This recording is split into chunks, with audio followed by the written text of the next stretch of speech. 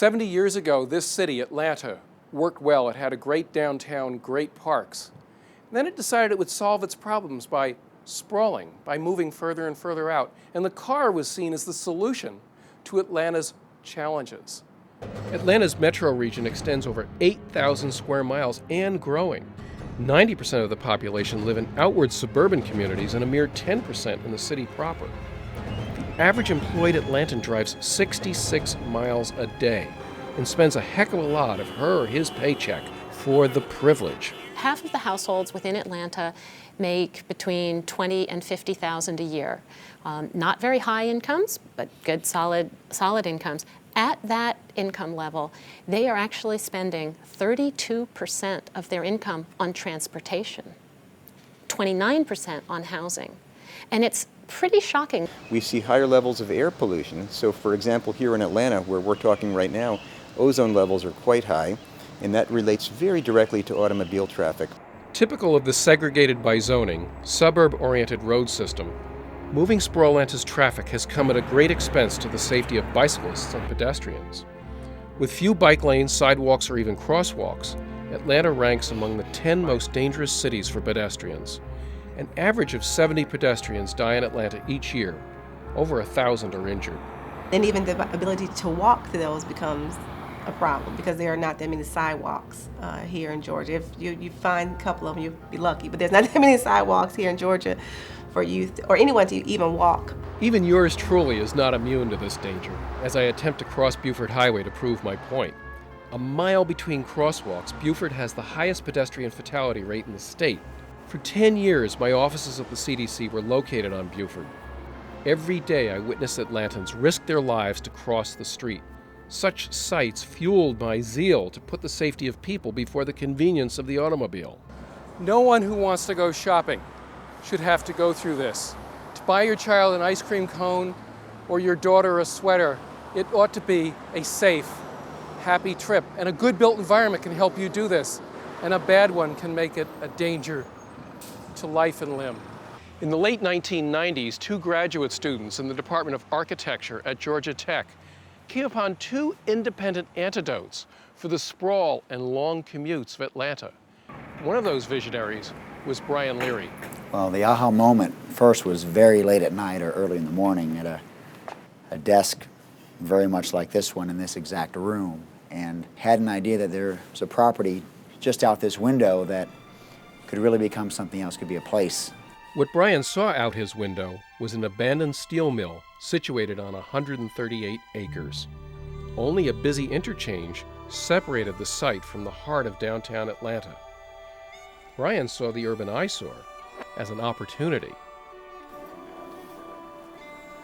Atlanta's in-town renaissance is upon us. The redevelopment of Atlanta's Midtown Atlantic Steel property into a mixed-use community offering the best commercial, residential, and entertainment space in the region will provide the people of Atlanta with an exciting new place to live, work, and play. This is my master's thesis. Thankfully, my mentor, Catherine Ross, who was my advisor during this, felt it was good enough to pass. Dr. Catherine Ross, Brian's professor at Georgia Tech College of Architecture, remembers the experience. There are lots of master's theses and papers on my shelf. Not all of them has translated to something that we call the Atlantic Station Project. I'm very blessed to be, I guess, at the right place at the right time, and had some folks who obviously had more experience and a heck of a lot more money than me just to give me the opportunity to be involved. In 1998, the site was purchased for about $76 million to be developed into what is now Atlantic Station. Brian's college thesis made real at an estimated cost of nearly $2 billion. The project was risky, ambitious, and Brian was determined to get all the details right. The goal is to not reinvent the wheel. If you try to reinvent the wheel, you end up underneath it many times. And so we went around the country and looked at great urban places and tried to figure out why they work. And so to build a community that over time could be one of the largest cities in the state of Georgia if it stood by itself, we had to add 100 years of infrastructure. And infrastructure isn't just roads and sewers and sidewalks and buildings. That infrastructure is community infrastructure, it's quality of life infrastructure, it's green space. Having a cafe that has good coffee and knows you by name is part of the infrastructure, in our opinion. Great cities have great streets, great sidewalks, and if you create the infrastructure, you create the opportunity in the built environment for people to do something different than driving by themselves, even in a place like Atlanta that loves their car, we thought people would change their behavior. And they might actually like the opportunity of walking to work, walking to lunch, doing errands on foot, or getting rid of their car altogether and using one of our share cars here they can check out by the hour. And it turns out people are responding. Being able to live so close to where I'm going to work is a big deal. So just being able to walk places and not have to worry about driving is the biggest reason why we decided to move here. Somebody that's entering into retirement, this is the perfect community. It's the one-stop shop, and that's what I was looking for. It's fun, it's hip, you know, being a young person in Atlanta, it's just a great place to be. You can walk out your door, think about it, and see your neighbor, you know, shopping down the street from you. You run into somebody sitting at the corner bar, the corner restaurant having dinner. I mean, that's the great thing because you can't do that in the suburbs. I mean, the suburbs, we're always in our cars, we never get to know anybody, so this is just a great atmosphere. It used to be the great American dream is to own your own home. Think about now the great American dream to own your own town. Brian feels fortunate that his college thesis was allowed to take root and blossom. When we get a chance to look over our shoulder and look out the window, it's hard not to immediately see the bricks and stone and mortar and glass and steel of the built environment. And that's obviously put a lot of people to work and has changed this part of Atlanta forever. I mean, just from taxes and jobs and things like that. But the moment that I cherish the most, and it's a different moment almost every day, is the individual moment. It's the new security officer who's joined the team, who didn't have a job until Atlantic Station came around and provided the opportunity. It's the couple who met over movies here in Atlantic Station, then had dessert afterwards, and are now married and live in one of the townhomes and just had a baby. It's the opportunity to do the Walk for Autism and let them generate millions of dollars of research dollars right here on site. An event that used to attract a couple thousand people now attracts tens of thousands of people. Those little vignettes or those stories, those experiences are what get me excited about being part of Atlantic Station. At the end of the day, we're in the memory-making business, okay? If people can have an authentic experience here with friends and family and new people that they get to meet in a diverse environment with good architecture, safe sidewalks, and an opportunity to get out of their car, then we've actually done something good here. The second innovative concept to leap from the mind of a graduate student at Georgia Tech was that of a safe and effective infrastructure for pedestrian, bicycle, and light rail based around the concept of the Beltway or city transportation loop. A beltway is usually an automotive road system that circles a city, such as seen here in Washington, D.C. Beltways are designed so that cars bypass city centers to reach outlying suburbs and feeder highways. In the late 1800s, Atlanta's rail system, called the Beltline, made a similar loop around the city. Most of these rail lines have been long abandoned, but their overgrown footprints still circle the city's inner ring suburbs and neighborhoods. This is a rail line that goes back to the late 1800s.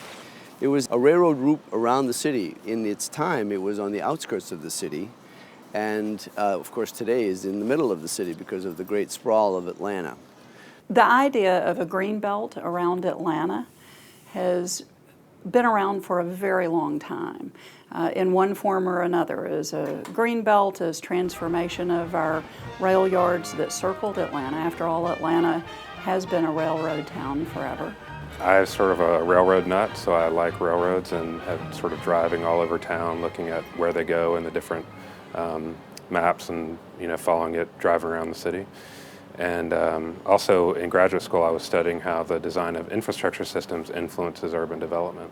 In 1999, Georgia Tech graduate student Ryan Gravel saw this abandoned land as an opportunity. My idea was to take these 22-mile loop of mostly abandoned railroad corridors and transform them into walkable, pedestrian-oriented communities along those routes was kind of interesting.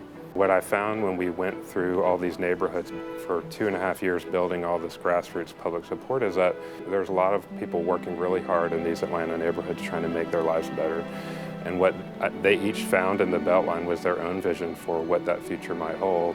And I think that that was exciting and compelling. I think out of that and his inquiry and our working together and thinking about it, we have the Beltline project for today, which, as you know, is the largest and I think the most significant redevelopment project in the United States. What started out as a thesis quickly became a grassroots movement that grew to what it is today, a $2.8 billion redevelopment project, the most comprehensive economic development ever undertaken in Atlanta, and the largest, most wide-ranging urban redevelopment currently in the U.S. And so the Beltline is a vision for us for how we recapture the heart of our city, and we do it in a way that's healthy.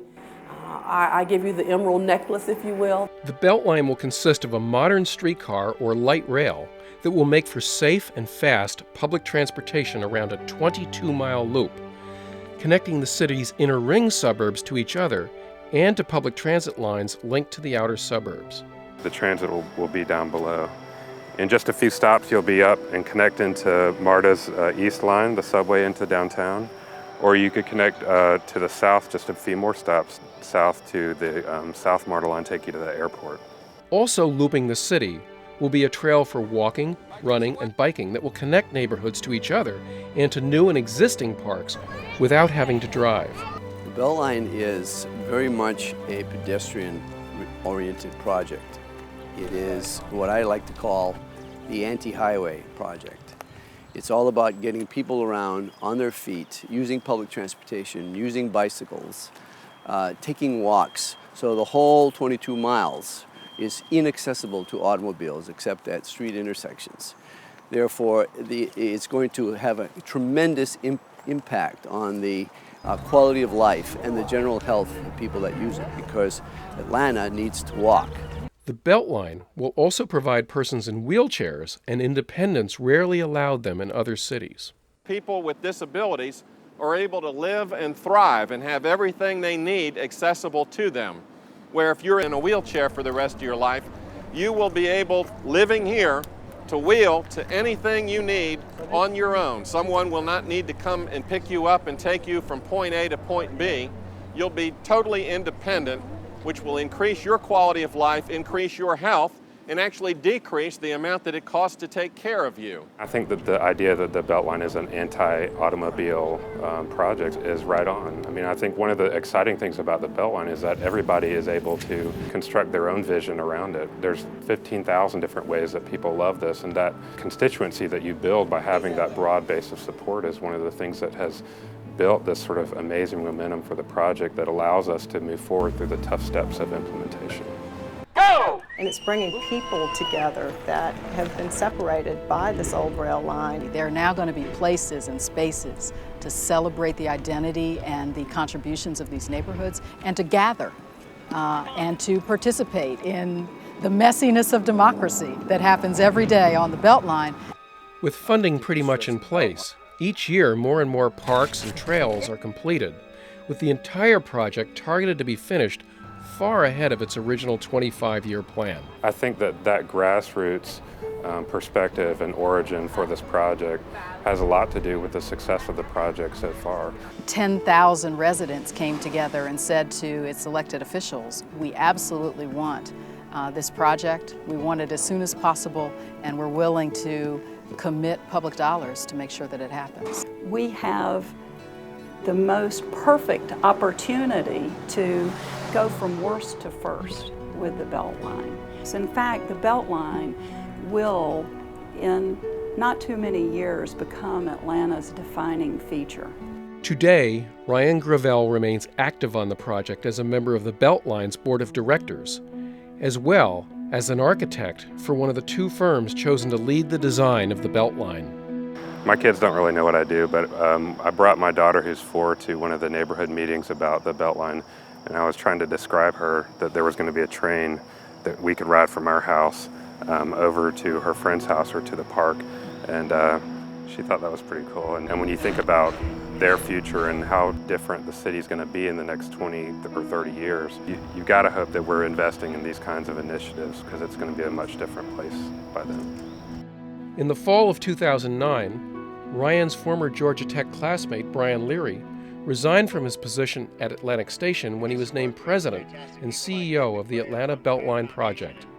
I had the opportunity to leave what a lot of people called the biggest redevelopment in Atlanta's history in Atlantic Station. And when I really dug into the opportunity that the Beltline represents and saw that in comparison to Atlantic Station, it went from 140 acres to 6,500 acres, from one neighborhood to 45 neighborhoods, it really struck a nerve with me deep. Atlanta has been so good to me, and she has such tremendous promise, and the Beltline, in my opinion, a lot of people's opinion, represents the greatest opportunity to impact the most people in 100 years. The Atlanta Beltline is here. The Atlanta Beltline is here.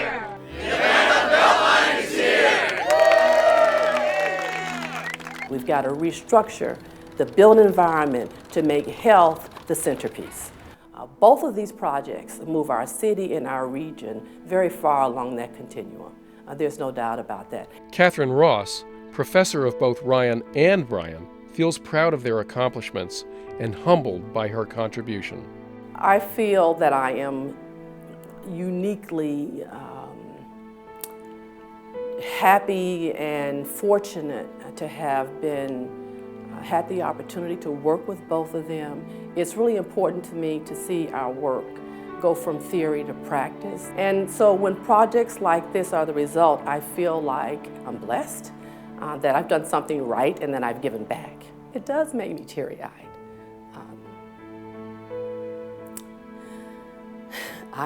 I grew up in a family where giving back was really important. And my parents, I lost them both at an early age, but I think they'd be real proud of what I'm doing.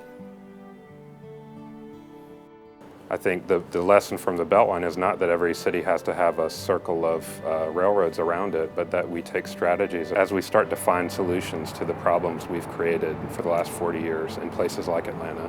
We will transform these places into valuable, interesting, wonderful, beautiful places to live. As beautiful as Paris or Amsterdam, but in a completely different way.